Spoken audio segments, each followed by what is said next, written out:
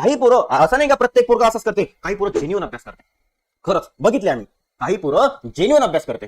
पण ते पोरं सक्सेस का नाही झाले तुम्हाला माहिती आहे? बिकॉज काही पोरं अभ्यास एवढा चांगला करते, क्वालिटी स्टडी करते, एकदम मस्त क्वालिटी अभ्यास करते, पण विचारायचं काय होते माहिती आहे का? हे हॉल तिकीट आल्यानंतर किंवा एखादा एक्झाम डेट आल्यानंतर हे प्रेशर मॅनेजमेंट नाही करू शकत. बरोबर, हे प्रेशर मॅनेज नाही करू शकत, जमतच नाही प्रेशर मॅनेज करणं. आणि या प्रेशर मॅनेजमेंट मध्ये काय करते बेटा, ह्या स्वतःचा कॉन्फिडन्स एकदम लूज करून देते. केलेलं अभ्यास केलेली वेळेवर आठवत नाही परीक्षेत, आठवून नाही राहिलं परीक्षेत. प्रेशर मॅनेजमेंट पण जमलं पाहिजे बेटा आपल्याला. अभ्यास केलाय ना तर प्रेशर मॅनेजमेंट, त्या 10 दिवसाचा ताण पण घेता आला पाहिजे. त्या 10 दिवसात तुम्ही 1.5 वर्षाची मेहनत केली आहे त्या परीक्षेसाठी, शेवटच्या 10 दिवसात ते परीक्षा पास करायचं प्रेशर जमलं पाहिजे आपल्याला. बरोबर की नाही? आणि प्रत्येक जण प्रेशर मॅनेजमेंट नाही करू शकत. बरोबर, प्रत्येक जण वर्ल्ड कपच्या फायनल मध्ये परफॉर्म नाही करत, कारण की जमत नाही.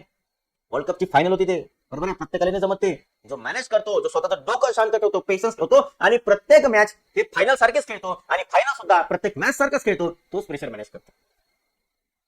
हीच माझी अंतिम ऑपॉर्च्युनिटी हे समजून पेपरला जाणे चुकीची गोष्ट आहे. लोक म्हणते ना शेवटची संधी समजून जाईल, त्यांना प्रेशर वाढलं.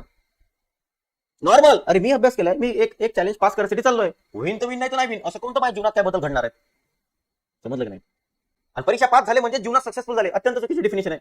सक्सेसफुल, परीक्षा पास होण्याचा सक्सेस सोबत काहीच अर्थ नाही. नाही मी खूप यशस्वी झालो बा जीवनात, एक परीक्षा का पास केली तर आता समोर त्याच्यापेक्षा मोठे टास्क आहे. जीवनाच्या प्रत्येक मोडावर प्रत्येक मोठे मोठे टास्क बसले. हे तर एक शॉर्ट टर्म गोल आहे तुमचं, जे तुम्हाला एक्झाम क्रॅक करायची आहे म्हणतात. लक्षात घ्या, फरक समजून चला काय होणार आहे तर. बरोबर आहे, तो प्रेशर मॅनेजमेंट करता आलं पाहिजे. लक्षात घ्या, स्पर्धा परीक्षेत यशस्वी होणाऱ्याची संख्या 1%, लेस दॅन 1%, लेस दॅन 1%. एक्झाम्पल घ्या ना, 1% कमी टक्के पोरं यशस्वी होतात. मग सर आता अभ्यास करू की नाही करू? बरोबर आहे, अभ्यास करू की नाही करू? पीएमसी फॉर्म भरले जवळपास 40,000 विद्यार्थ्यांना. किती? 40,000 विद्यार्थ्यांना फॉर्म भरले. जागा आहे 169. काढा बरं प्रोबॅबिलिटी रे, 169 डिवाइडेड बाय 40,000, बरोबर आहे, मल्टीप्लाइड बाय 100, 0.04 और 0.4% पूर्ण विद्यार्थी फक्त पास होणार आहे. मग आता बाकीच्या काय जीवन जगणं सोडायचं? बरोबर आहे, बाकीच्या जीवन जगणं सोडून द्यायचं का मग? म्हणजे हे जे पास झाले हे सक्सेसफुल आणि बाकीचे काय मग? त्याला जीवन जगण्याचा अधिकार नाही?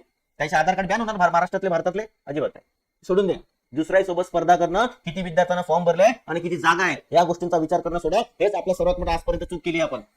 त्याचा अभ्यास कसा सुरू आहे, तो लायब्ररी किती वेळ अभ्यास करते, तो कोणतं पुस्तक वाचते, ते कोणतं नोट्स वाचते. राम, तुझ्याकडे जो सोर्स आहे तो वापर नका, तू कोण त्याच्याकडे पाहून राहिला? होऊ शकते तो तुझ्या फोन करून राहिला सर.